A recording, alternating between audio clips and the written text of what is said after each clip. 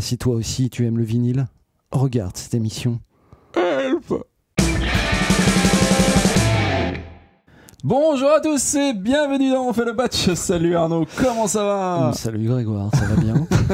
Non mais quand on disait vinyle, c'était pas ça en fait. Voilà. Bah, si on parle de vinyle, c'était l'occasion ou jamais de faire cette petite intro. C'est parce que le vinyle est au programme du patch d'aujourd'hui avec le nouveau plugin de Waves tout juste sorti du four. Alors vinyle oui, mais vinyle pas de n'importe où. Vinyle d'Abbey Road, s'il te plaît. Vinyle d'Abbey Road, tout à fait. Alors on croule, c'est marrant parce que c'est à la croisée de deux modes en ce moment. Il y a plein de plugins pour réchauffer notre son façon bande, console, vintage, tout ça. Ouais. Et puis de l'autre côté, Abbey Road n'en finit plus de vendre son nom, de décliner des licences. Alors surtout chez Wave pour l'instant parce qu'il y a quand même une bonne connexion de plugins chez eux. On a eu les Reverb Plates, donc les fameuses plates. On a eu le Channel Strip.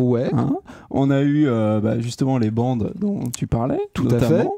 On a eu l'ADT que j'ai acheté d'ailleurs. Ouais, l'ADT qui est très bien. Alors c'est pas forcément mal ce qu'ils en font, mais ce qui est marrant c'est que chez d'autres aussi, il y a Softube qui avait racheté une boîte et qui donc maintenant propose aussi des plugins labellisés Abbey Road. Et puis on se souvient des batteries de Native Instruments qui étaient très bien aussi. Super, Cinesamp qui a sorti deux pianos récemment, des pianos droits me semble-t-il. C'est les fameux pianos des Beatles, etc. Voilà, et même Gary Tan s'y est mis en proposant aussi un piano Abbey Road. J'ai l'impression qu'il y a 3000 pianos Abbey Road. Donc si vous voulez sortir votre plugin Abbey Road, vous savez ce qu'il vous reste à faire, il faut les contacter, sortir le chèque et puis c'est bon. A priori, ils sont OK. À mon avis, ils sont très ouverts. Donc là, aujourd'hui, on va parler vinyle parce qu'effectivement, à une époque, on n'avait pas trop le choix. Quand on voulait enregistrer un disque, il fallait le presser sur vinyle parce qu'il n'y avait pas le CD, il n'y avait pas ouais, tout à fait. Alors ça remonte, le vinyle, on va pas vous refaire tout depuis le début. Je vous recommande d'ailleurs le très bon livre de Laurent Garnier sur l'histoire de l'enregistrement et des techniques de l'audio. Il n'a pas fait que du shampoing lui en fait. Mais voilà, il fut un temps au début, vous vous souvenez, Edison enregistrait sur des cylindres et puis après il y a un monsieur qui s'appelle Berliner Emilien, je me souviens plus, Émile je crois. Berliner qui est un Allemand qui a été naturalisé américain qui s'est dit tiens ce serait plus pratique de faire ça sur des galettes. Au départ c'était du zinc et puis après au départ c'était du verre avec de la fumée. C'était pas génial. Après il a fait du zinc, après il a fait de la cire et puis on est arrivé tout doucement vers le support qui a été le support parfait pour la commercialisation, le vinyle, parce que beaucoup plus résistant, permettant d'avoir une haute fidélité, du moins pour l'époque. Toute relative, évidemment. Voilà, faut dire que le vinyle, ça plafonne quand même à 16 kHz et encore par grand vent quand le vinyle est neuf, au niveau de la restitution audio. Là où le CD, en fait, a priori, permet un échantillonnage jusqu'à 20 kHz. Bref, voilà, et le vinyle, donc support ô combien important dans l'histoire de la musique. Emblématique même. Voilà, ça a permis plein de choses, et puis on adore les belles pochettes, tout ça. Mais il faut le rappeler, même s'il a des adorateurs qui l'aiment pour ses défauts, un support, il faut le dire, truffé de défauts. Truffé de limites, effectivement. Voilà. Déjà, un support, on doit avoir recours à une égalisation.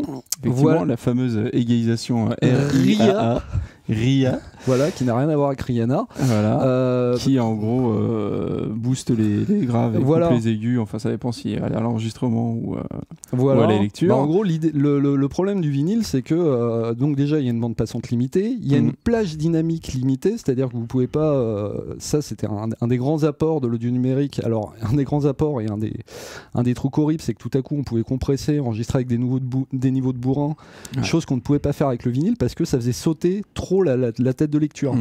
Et puis on a quand même ce truc dingue sur le vinyle où on n'a pas la même définition audio au début du disque qu'à la fin du disque. C'est-à-dire qu'en gros parce que la vitesse de rotation est fixe. Effectivement, le vinyle il tourne toujours à 33 tours minutes ou 45 tours suivant. Et donc la vitesse linéaire, elle n'est pas fixe. C'est-à-dire qu'effectivement elle est beaucoup plus élevée à l'extérieur du disque parce que c'est en rapport avec le rayon du disque, et donc elle est beaucoup plus élevée à l'extérieur du disque qu'à l'intérieur. Donc, du coup, au début, du disque, vous avez une meilleure définition parce que le disque finalement tourne plus, il y a plus d'informations à la seconde, on va dire, qu'à la fin. Voilà, il vaut mieux mettre les bonnes chansons au début en fait. Ouais, c'est clair. C'est un peu d'ailleurs sur les disques de Pink Floyd, c'est un peu ça. Les meilleurs sont au début et puis vers la fin, c'est là où les solos interminables. Et donc voilà. Il y a plusieurs aussi problèmes qu'on peut rencontrer, on va dire, avec la vie d'un vinyle, qu'on va voir d'ailleurs dans ce plugin qui va tenter de recréer ces petits problèmes qu'on aime après plus ou moins évidemment. Voilà, faut savoir que ça a les qualités et les défauts d'un support analogique. C'est la qualité, c'est qu'un support numérique, quand vous avez un CD, tout à coup vous le rayez, j'allais dire le numérique ça marche ou ça marche pas. C'est-à-dire que soit c'est parfait, ça conserve exactement l'intégrité du signal qui est enregistré dessus, soit ça ne rend aucun son. Et c'est alors que le vinyle, comme un tout bon support analogique, juste la qualité du signal se dégrade, mais c'est toujours lisible. Et donc vous avez tous connu ça, d'emmener pour les plus vieux, d'emmener vos collections de vinyles ou de 45 tours pour faire une boom, une teuf chez les copains, et puis d'en railler la moitié parce que le DJ est complètement bourré. Et à force d'écouter, il faut savoir que dès la première lecture, un vinyle commence à se dégrader. À chaque lecture, en fait, il se dégrade. C'est physique. La pointe qu'on appelle le diamant, même si c'est pas nécessairement du diamant, mais c'est une pointe très dure et fatalement, elle abîme à chaque lecture un peu la surface plus tendre du vinyle. Bien sûr. Et voilà. Et ce qui fait qu'en général, quand vous avez écouté un disque vinyle une bonne centaine de fois, ça s'entend. Ouais. Et donc du coup, ce qu'on peut avoir à cause de l'usure justement, c'est du bruit effectivement. Donc on va le voir. Attends, je sais pas si je peux te faire écouter direct ici, parce qu'effectivement dans le plugin qu'on voit à l'écran, ils ont évidemment refait tous ces défauts là. Donc il peut y avoir du bruit, donc le noise ici, qu'on entend bien si on le pousse. Des craquements. Alors on va mettre un peu de craquement. Le fameux craquement qu'on connaît bien tous. Et des clics. Donc ça. Alors attends. Voilà. C'est ce qu'on entend là. Voilà. De temps en temps des clics. Bon. Et donc on avait ça, mais on n'avait pas que ça. Du coup on rentre directement dans le plugin. Pendant qu'on y est. Belle interface. Voilà.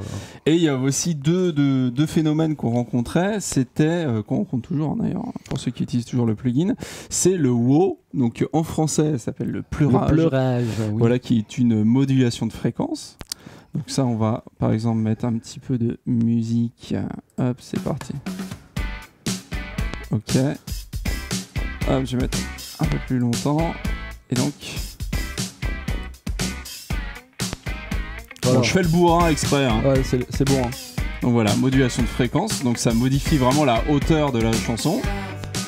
Et on va avoir aussi le flutter. Alors le flutter, qu'est-ce que ça fait ? Ça fait ça. Alors c'est moins évident à entendre. Ouais. Alors le flutter, pour le coup, lui, c'est une modulation d'amplitude. C'est-à-dire que ça va agir vraiment sur l'amplitude de l'enregistrement. Donc ça, c'est vraiment deux choses qu'on rencontre. C'est battement. Je alors pense, le flutter. Voilà, c'est un battement au niveau de l'amplitude.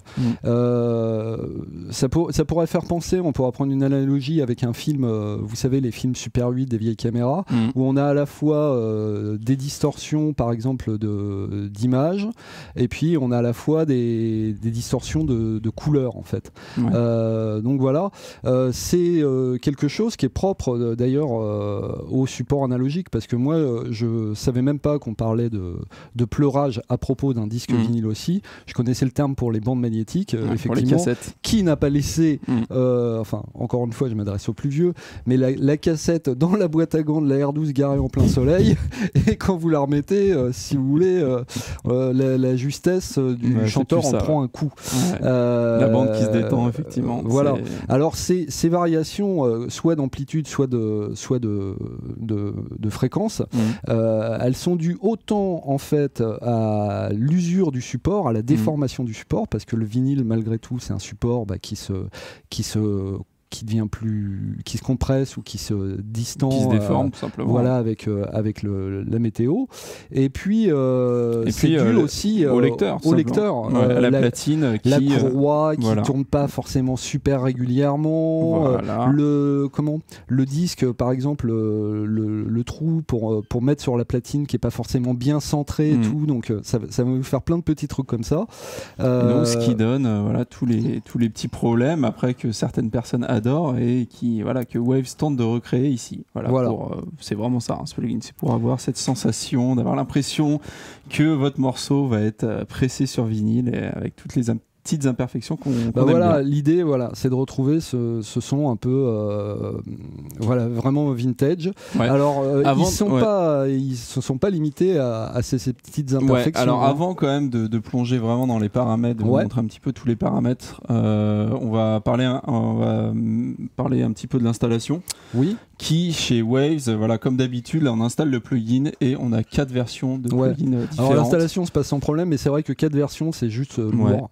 En fait, déjà, il se décline en une version complète, c'est celle que vous avez à l'écran, et une version light. Parce que on vous a montré là tous les artefacts qu'il est capable de mimer, mais il faut savoir qu'ils ont émulé aussi l'étage de mastering qui était utilisé à Abbey Road, la console TG, je crois. C'est ici, là, le petit bouton à gauche, effectivement. C'est la console qu'ils utilisaient pour le mastering. Voilà. Et ça, donc, c'est quelque chose, je crois, qu'ils ont déjà modélisé dans d'autres plugins et qui remettent ici. Donc, c'est juste on-off, on n'a aucun réglage. Et puis, on a après tout, on peut choisir là-haut tous les paramètres de la platine. Est-ce qu'on veut un disque pressé, enfin on y reviendra plus tard, mais voilà, il y a cette version vraiment complète et il y a une version plus light qui elle se concentre juste sur les artefacts dont on a parlé au début. Et il faut savoir que chacune des deux versions se décline ensuite en mono et en stéréo. Moi je dis que en tout cas quand on voit beaucoup de concurrents, en gros arrivent à se débrouiller avec un unique plugin et dont on peut activer ou désactiver les sections et ça gère ça tout seul comme un grand. Surtout il me semble, en tout cas j'ai cru voir ça chez d'autres éditeurs, que le VST3 permet justement de gérer à la fois par exemple le mono stéréo, voilà. Donc c'est un petit peu chiant d'avoir ça dans sa liste parce que vous savez, plus on achète de plugins, plus la liste est longue et c'est vrai que si chaque plugin se décline à chaque fois en 4 ou 5 ou 6 versions, d'ailleurs à la fin la liste c'est un enfer. Faut vous imaginer, sans doute parmi vous il y en a qui ont acheté les gros packs Waves, les Platinum machin, et genre il y a 150 plugins qui se déclinent en 4 versions à chaque fois. Vous ouvrez votre répertoire VST, il faut 3 écrans pour le parcourir, quoi. C'est pas très pratique. Voilà. Donc on va du coup faire le tour des paramètres. On va écouter aussi en même temps. Je vais faire tourner la boucle. Voilà. Ok. Donc là, on va mettre un peu de son. Donc la fameuse TG Desk. Donc 100. Donc ça modifie quand même pas mal le son. Il y a deux. On sent notamment sur le bas. Vas-y, remets on off. C'est en boucle, je suis désolé. Ça rajoute effectivement un peu de bas. Ça creuse un petit peu le son. Et là, on aura le choix entre deux étapes de la fabrication du vinyle. Alors moi, c'est un truc très intéressant parce que la notice est très bien faite de ce plugin. Le manuel, non seulement il décrit tous les paramètres, mais il y a tout un historique du vinyle et puis un petit historique aussi du vinyle à Abbey Road. Et je ne savais même pas, mais à Abbey Road, on pressait des vinyles. Alors plutôt on pressait le master, qui servira qu'ils envoient après à l'usine. Et l'usine va s'en servir pour le dupliquer. Qui n'était pas dans la même matière, parce que autant l'usine, elle presse des vinyles, autant le master, lui, se faisait dans un autre matériau, la laque, en l'occurrence. J'imagine plus fragile. Mais en gros, eux, à Abbey Road, ils gravaient ce support-là. C'est la machine qu'on voit là, effectivement sur l'interface. Alors qu'en usine, on pressait, c'est-à-dire qu'une fois qu'ils avaient le master fourni par Abbey Road, ils fabriquaient un moule et après ils pressaient d'après ce moule. D'ailleurs, regarde, même sans musique, c'est assez rigolo, écoute. T'as vu ? Là, on a vraiment le vinyle final. Donc print, c'est vraiment le vinyle que vous avez acheté chez votre disquaire. Et la chœur, le son est beaucoup plus propre, il y a moins de bruit de fond. Alors, donc avec de la musique, ça donne comment ? Le son aussi change pas. Il y a moins de bas.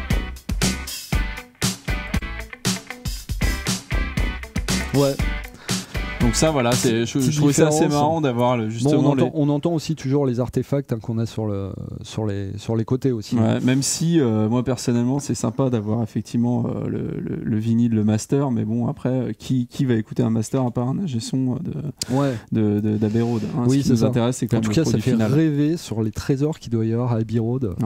C'est clair. Voilà. Alors, ce qu'il faut savoir aussi, c'est que les bruits dont on vous a parlé, là, les petits craquements, les clics, tout ça, varient en fait d'un paramètre à l'autre. Suivant qu'on est en print ou en Laker, suivant la platine disque qu'on a choisi, ça va faire varier. On peut changer la platine, donc ça c'est une platine plutôt hi-fi, et là on a une platine DJ, on reconnaît un petit peu la SL 1200, c'est ça, la Technics. Ouais, c'est ça. On reconnaît tout de suite le son là. Tout de suite, c'est plus à l'image que j'ai reconnu. Voilà.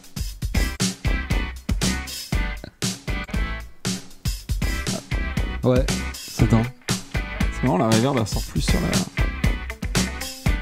Waouh, le flutter, ah ouais, attends. On va remettre les paramètres à zéro parce que il y a beaucoup plus de flutter sur la technique, c'est marrant.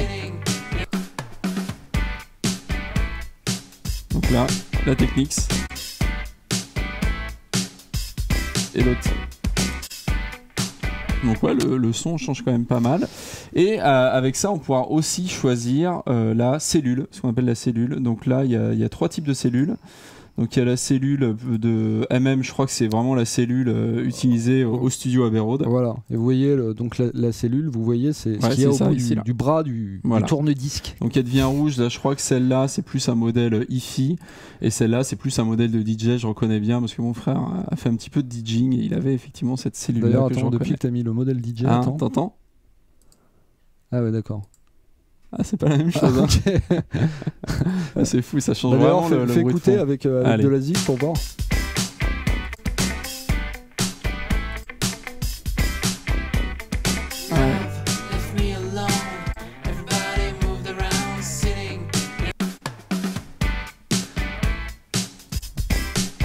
Alors c'est marrant. J'ai l'impression que ça progresse dans le bas, mais alors surtout au modèle DJ, on prend surtout du bruit. Ouais, c'est assez bizarre. Ça joue surtout sur le profil de bruit à droite. Donc voilà, là on est vraiment en ce qui concerne les paramètres principaux. On a vu, là je vous ai montré tout à l'heure, donc le bruit, voilà, qui est comme ça, qu'on peut vraiment ajuster autant qu'on veut. Les craquements ici, voilà, la densité des clics. Voilà, ambiance feu de camp, exactement. Si vous voulez avoir le son de vinyle du Gaufret. Il n'y a pas de problème. Sortez les diapasons rouges, les scouts sont là, on peut faire griller les chamallows. On peut faire saturer à l'entrée aussi, ça c'est cool.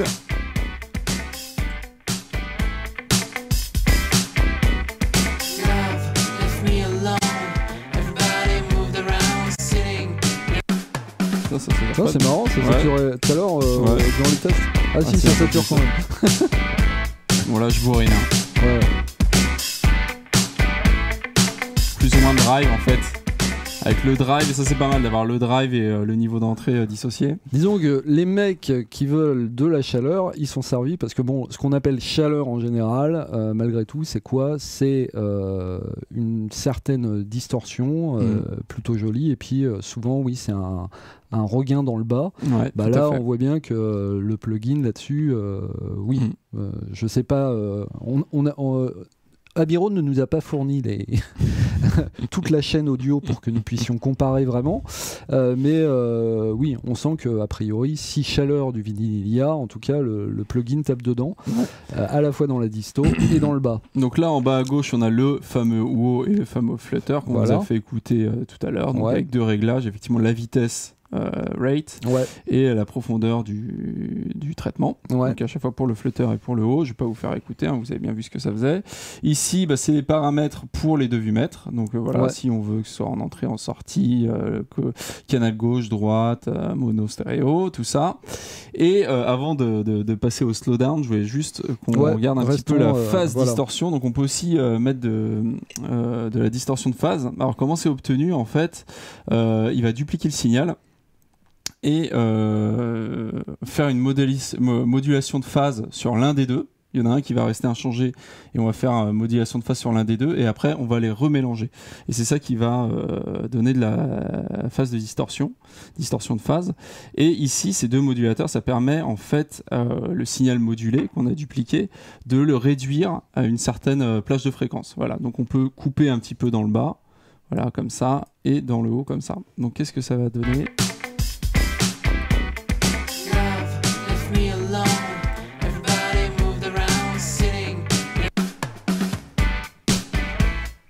Ah oui. Voilà.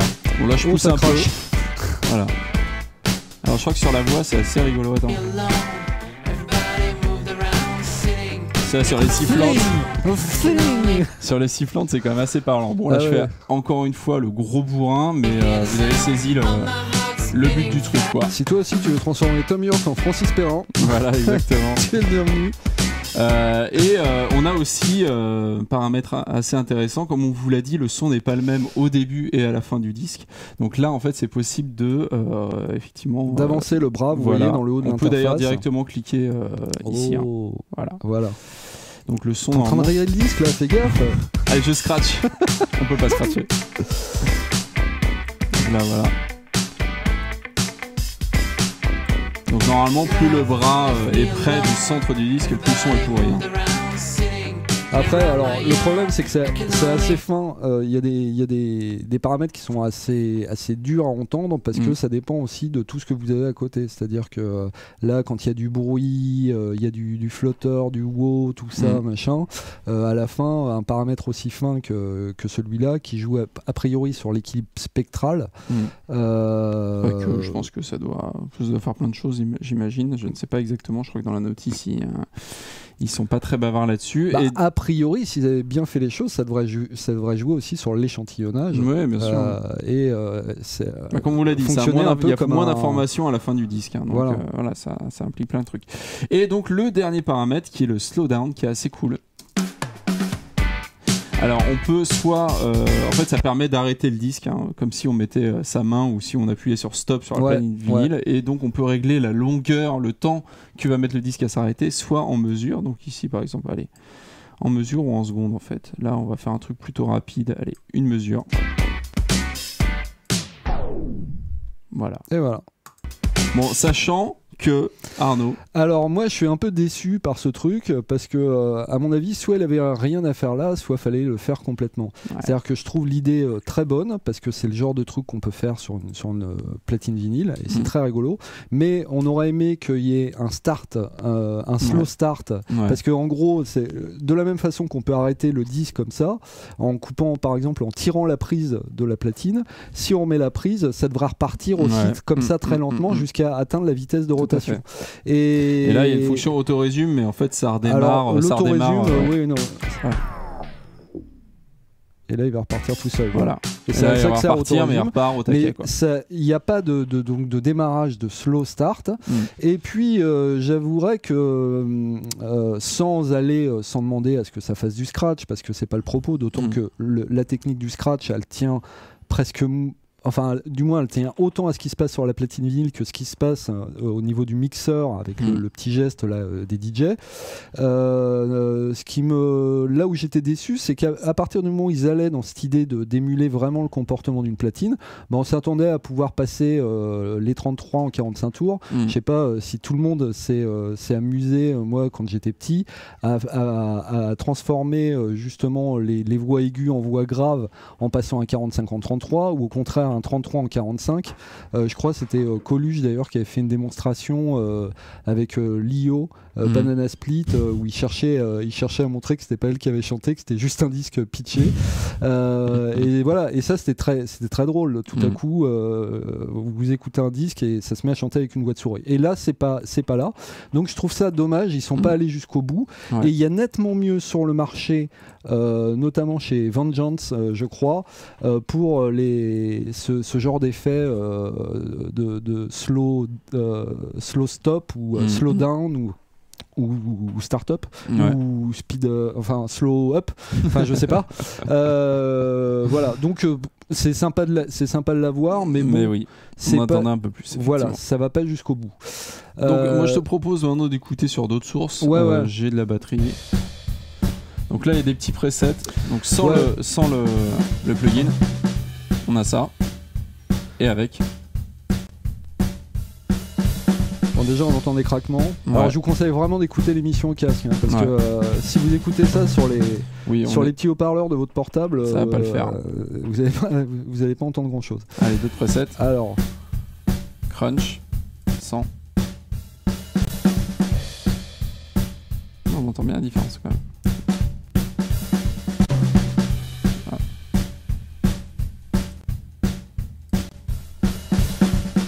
La vache, ça sature, ça...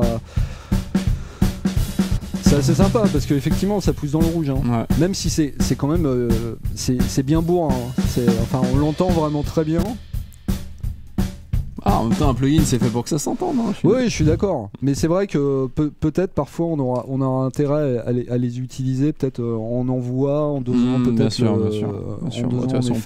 l'effet. Bien sûr, complètement. Complètement. Tu veux aussi écouter sur le violon? Ouais, tout à fait. Bah là, on se rendra compte peut-être des effets. Alors, attends, je vais d'abord choisir un truc, un full reset, voilà.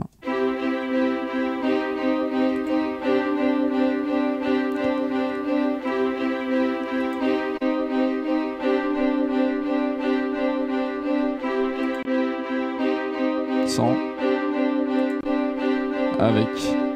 Donc là, c'est plutôt subtil, hein. Ouais. Allez, on va essayer d'autres. Ah là c'est moins subtil là. Ouais. Tout à coup on a du bruit qui remonte. Donc,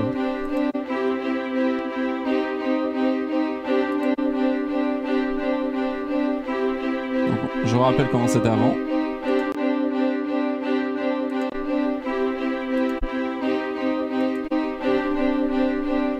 Alors si on pousse un petit peu.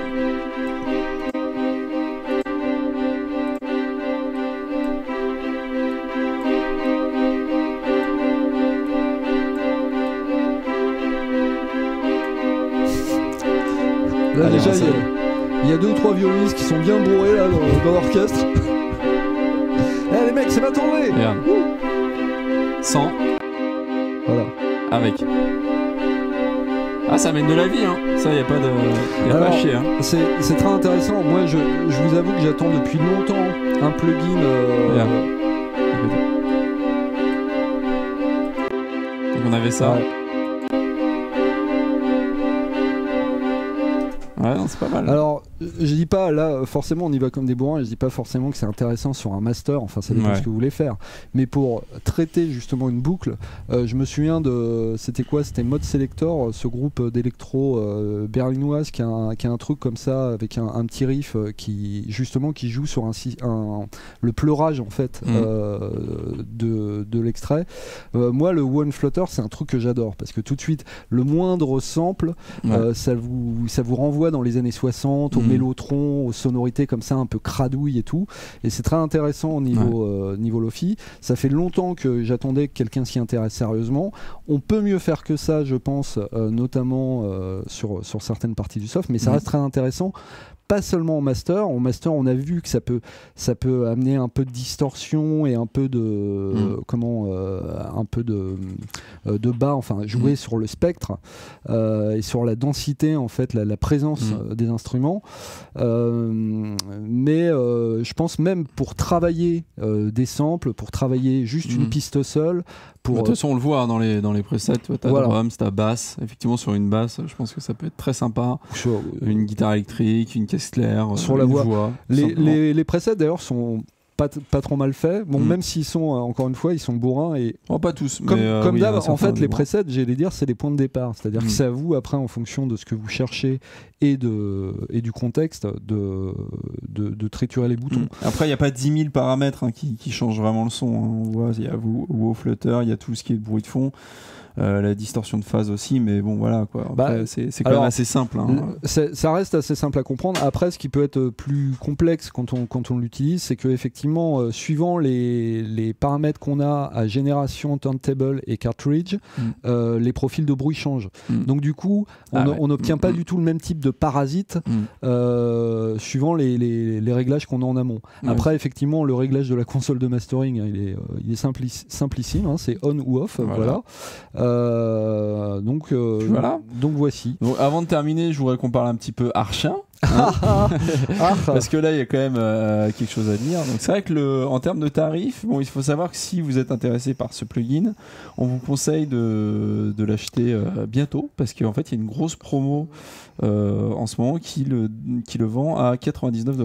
Alors je vous conseille de l'acheter bientôt ou beaucoup plus tard, parce que en ce moment c'est le lancement, il est vendu à 99 $ au lieu de 249. Bim dans ta face. Donc là on est plus effectivement dans le tarif des plugins Universal Audio. Ouais, voilà. Effectivement, c'est quand même très cher, 250 $ pour un plugin qui a une fonction quand même unique. C'est pas une. Ça à vous de voir. N'hésitez pas à télécharger la démo pour vous faire une idée. Mais moi, je trouve ça cher quand même. Et puis, c'est toujours l'embêtant avec ces plugins, que ce soit simulation de bande ou de console, c'est qu'on ne sait pas trop ce que ça fait, même si on entend que ça fait des choses, on ne sait pas trop comment ça fonctionne à l'intérieur. Et puis, du coup, c'est peut-être pas aussi simple à utiliser. Alors à la fois c'est simple parce qu'on le lance et puis on navigue à l'oreille dans les presets et tout, mais on ne sait pas trop ce qu'on fait, est-ce qu'on égalise, donc c'est parfois chiant, plus compliqué à comprendre qu'une bonne vieille chaîne avec des traitements dynamiques et des traitements spectraux. Effectivement. Moi, toujours est-il qu'à 99 $, je le considère éventuellement. Ouais, mais à 240. Moi, je considère plus directement. D'ailleurs, même en général, Waves, quand ils sortent un plugin, au départ, il y a une offre de lancement. Après, ça repasse à un prix fort. Et puis, dans 6 mois, 1 an ou 1 an et demi, peut-être au Black Friday prochain, là, qui approche, ils le mettront à 29 $. Ouais. Alors on vous prévient. Je crois qu'on pense à la même chose. Voilà, tout à fait. Le système de licence chez Waves est très particulier.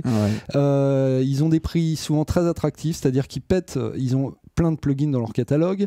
Chaque semaine ou presque, on reçoit des mails en disant moins 80% sur tel plugin. On se dit ouais, j'en achète 3 palettes. Il faut savoir que les plugins sont limités dans le temps au niveau des mises à jour. C'est-à-dire quand vous achetez un plugin, si vous achetez un plugin 29 $, vous pouvez l'utiliser toute votre vie. Mais il faut savoir que vous n'avez droit qu'à 1 an, je crois. Ouais, 1 an ou 2. Je sais plus. Il faudra vérifier la durée de mise à jour. Mais il y a une durée limitée sur l'accès aux mises à jour. Et ben si votre plugin dans 2 ans, Apple change son système ou votre séquenceur, on passe sur un autre format de plugin et que vous voulez mettre à jour, et ben il faudra repasser à la caisse pour avoir le droit à la mise à jour. J'ai eu quelques frayeurs la dernière fois en installant justement quelques plugins Waves. Ouais, voilà. J'ai eu peur. Et donc c'est pas très sympa. Non. On n'aime pas du tout ça. C'est piégeux, quoi. Ouais, voilà. C'est piégeux. Alors, oui, il n'y a pas de dongle, tout ça. Et les prix, c'est les prix très attractifs qu'ils pratiquent, c'est un peu la première dose de drogue. C'est-à-dire que c'est pas cher, j'en veux. Et puis après, une fois qu'on a acheté 15 plugins Waves, on se rend compte que 2 ans plus tard, on va devoir dépenser, je sais pas, 700 balles pour pouvoir les mettre à jour. On a vraiment craqué là en plus. voilà. Donc voilà, ça c'est perfectible. Ouais. Écoute, je te propose de passer au conclusage. Le jingle. Yeah. Conclusage. Nous revoilà pour le conclusage à propos de Abbey Road, de vinyle, de Waves, avec le premier point fort, le nombre de paramètres, effectivement. Oui, voilà, en fait, c'est assez sympa. Alors, c'est très dur de juger si tout cela est très fidèle en l'absence. Moi, j'ai jamais pressé de vinyle, perso. Ouais, surtout pas Abbey Road, en plus. Ouais, encore moins.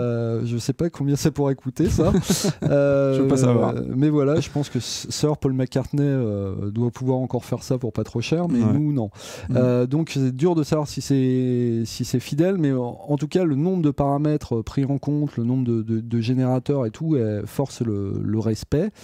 Surtout qu'il y a un vrai impact niveau son. Oui, tout à fait. C'est pas l'effet placebo.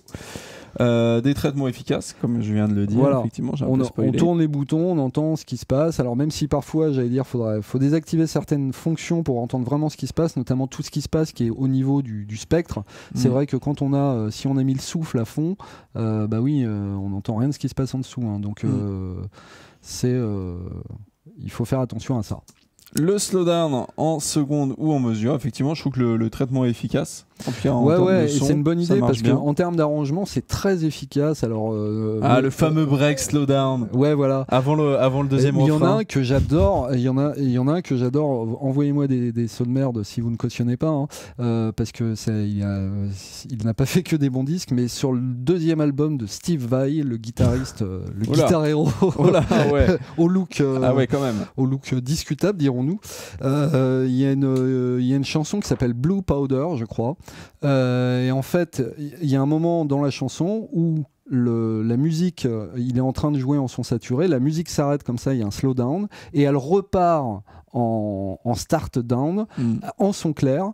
C'est fait sur 2 mesures et ça marche super bien pour faire le break. Ça fait une transition très intelligente et comme tout ça est vraiment bien synchronisé, d'ailleurs je pense qu'ils ont dû se prendre la tête pour le faire à l'époque, parce que Pro Tools n'était pas ce qu'il était aujourd'hui. Je suis même pas sûr d'ailleurs que c'était fait sous Pro Tools, mais sans doute. On était à la fin des années 80 quand même, donc bon. Ouais, pas sûr. Donc ça marche bien. Et là, ce qui est génial, c'est que là on peut le faire, au timing, c'est chouette. Ouais, c'est cool. La jolie interface, j'ai envie de te dire comme toujours, hein, c'est vrai qu'ils font rêver avec le nom, hein, forcément. Abbey Road Studio, ça fait rêver. Et puis ils sont très bons graphistes. Ouais, et puis ils sont là pour vendre.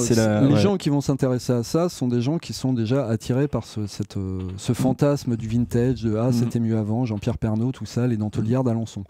Donc du coup, c'est un peu aussi Universal Audio qui est pas mal sur ce créneau. Tout à fait. Softube on aussi. nous vend ça à Donf, mais bon, c'est joli. Hein. Le label Abbey Road Studio, effectivement. Alors c'est très marketing aussi, hein, forcément. Mais c'est vrai que ce label, malgré tout, même si c'est marketing, forcément, ça veut dire que le studio Abbey Road est d'accord avec et puis globalement, ce plugin, je sais pas quel contrôle ils exercent, mais jusqu'à présent, que ce soit chez Waves ou chez les autres, c'est vrai que les produits qui sont brandés comme ça, qu'on brandé Abbey Road, sont plutôt pas mal. Les batteries chez Native, elles sont super bien. Les pianos chez Cinesamples, ils sont super bien. Les plugins Waves sont vraiment bien. Moi c'est pareil, j'ai la DT, c'est vraiment un plugin que j'adore et tout. Donc oui, c'est plutôt, même si c'est du marketing, en tout cas pour l'instant c'est plutôt qualitatif. Carrément. Et la doc très complète dont on vous parlait pendant l'émission, effectivement, elle est complète sur tout ce qui est paramètres du plugin, évidemment, mais il y a toute une petite histoire. En fait, il vous explique comment sont fabriqués les vinyles, et ça, c'est super intéressant. Moi, je connaissais pas tout, vraiment avec toutes les étapes. Tout à fait. Le disque pair, mère, le moule et tout ça.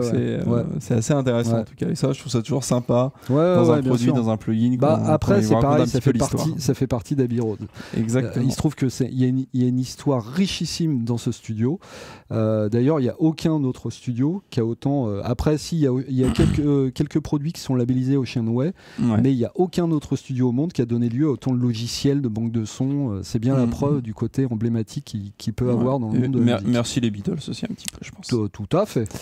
Premier point faible, on peut arrêter mais pas redémarrer. Effectivement, on vous en parlait, le slowdown, il n'y a pas de slow up. Ouais, voilà. Il y a mieux dans le genre. Ouais. On peut pas changer la vitesse de lecture, effectivement. T'en parlais aussi, c'est du, j'imagine 33 tours. J'imagine aller. On peut pas s'amuser avec ça en tout cas. C'est vrai que ça aurait pu être rigolo, on va dire. 4 versions du plugin, est-ce bien nécessaire? Question purement rhétorique, car non, ce n'est pas nécessaire. Allez mec, ça serait bien. Mais en fait, je pense qu'ils flippent Waves parce que le jour où ils réunissent tout par plugin, genre ils auront 25 plugins dans leur catalogue en fait. Genre on en avait 3000, merde, qu'est-ce que vous avez fait? Et le dernier point faible, le prix sans promo, effectivement de $249 qui je trouve un petit peu élevé. Alors, autant 99 je me permettrais, permets-toi, en plus de ces moins, de rajouter 2 moins. Pas que nous ne noterons pas, mais le premier quand même, c'est revenir sur le label Abbey Road Studio parce qu'on a l'impression que en gros bientôt ils vont nous modéliser les coussins de la salle d'attente d'Abbey Road Studio, les chiottes, la reverb des chiottes, voilà, et puis l'escalier qui grince et tout. Enfin bon, voilà, c'est sympa, mais bon, il y a un moment les mecs va falloir passer à autre chose. Et puis on frémit sur l'idée qu'après ils vont attaquer les autres studios, quoi. Et puis l'autre truc, c'était toi qui m'avais dit ça. C'est vrai qu'on s'attendait à donc à pouvoir changer la vitesse de lecture, mais aussi peut-être à avoir ce rendu électrophone. C'est-à-dire que tu me disais, moi sur un break, j'aurais bien aimé retrouver par exemple un style gramophone. Alors c'est vrai que ça, c'est censé simuler les platines d'Abbey Road Studio, il n'y a pas de gramophone là-bas, mais c'est vrai que le rapport qu'on a au vinyle, on a le truc qui craque et tout, ça on adore et tout, et on aurait bien aimé aller dans le Lo-Fi, aller jusque à la simulation du HP pour pouvoir mettre un cornet de gramophone. Il y avait un plugin d'ailleurs chez Steinberg qui était dans Cubase. Oui, tout à fait. Grangelizer. Ouais, c'est ça. Voilà. Donc là, c'est vrai que c'est pas vraiment ça. Et c'est pas vraiment ça. Pour ceux qui le demandent, parce qu'il y en a qui vont demander forcément, mais ils ont qu'à télécharger la démo et faire leur comparaison eux-mêmes. Ouais, est-ce que c'est mieux que le freeware d'Isotope qui s'appelle le vinyle, je crois. Oui, moi j'ai trouvé ça mieux. Après, oui, c'est beaucoup plus cher qu'un freeware. Voilà, c'est beaucoup plus cher. Donc la note finale est de 3 sur 5. Alors 3 sur 5, c'est pas une super note, et c'est vrai que je pense que le prix, il paye de par son prix. Il paye de nous faire payer. Voilà, il paye de nous faire payer, exactement. Ouais, parce que c'est vrai que si le prix était même à 150 balles, pourquoi pas. Encore une fois, il y a des gens qui sont complètement allergiques à ce genre de truc. Et je les comprends. Parce que voilà, on sait pas trop ce que ça fait derrière. Je les comprends tout à fait. Et c'est pareil sur les simulations de bande. Moi aussi, ça m'énerve. Mais voilà, moi, c'est vrai que ce qui m'intéresse presque le plus, c'est la simulation de bruit et le Wound Flutter, parce que justement, pour donner tout à coup du cachet à un bout de sample, c'est parfait. Et c'est vrai que limite le reste, la version light en tout cas, ce qui est dommage, c'est que il y a la version light. Moi, peut-être ça m'aurait été la version light. Carrément. Et ça aurait été bien qu'ils la mettent à 100 balles. Tout à fait. Parce que bon, le reste c'est très bien, mais moi j'ai des EQ, des compresseurs, et puis ça me va très bien. Ouais, carrément. Donc voilà. Bon, bah l'émission est terminée. On espère que vous avez apprécié. Si vous avez apprécié, mettez-nous un pouce bleu, ça nous aide. Abonnez-vous aussi pour être au courant. Si vous avez aimé l'intro, mettez un pouce ganté de noir avec des petites chaînes là. Un pouce clouté. Et donc on vous dit à très bientôt pour un prochain test. Salut. Ciao.